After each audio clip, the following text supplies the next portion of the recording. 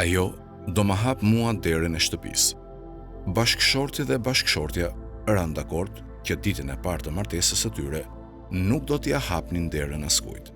Ditën e parë të martesës së tyre tek ata shkuan familjarët e bashkëshortit. Ata trokitën në derë. Të dy bashkëshortët vështruan njëri tjetrin dhe zbatuan marrëveshjen e tyre. Familjarët u larguan.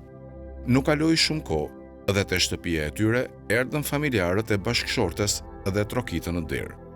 Bashkëshorti hodhi vështrimin kah bashkëshorti i tij dhe shikoi që asaj i lotuan sytë dhe tha: "E kam të rënd që të shikoj prindrit e mi pas dere dhe të mos ja hap atyre derën." Bashkëshorti nuk foli dhe qëndroi i heshtur. Bashkëshortja shkoi dhe ja hapi derën familjarëve të saj. Kaluan vite dhe bashkëshortët u begatuan me 4 djem dhe më pas me një vajzë. Kur lindi vajza, bashkëshorti u gëzua shumë dhe preu kurbane për lindjen e saj. Njerëzit e pyetën të habitur: "Cili është shkaku që ti u gëzove më shumë me lindjen e vajzës sesa me lindjen e djemve?" Ai ju përgjigj: "Kjo është ajo që do ma hap mua derën e shtëpisë.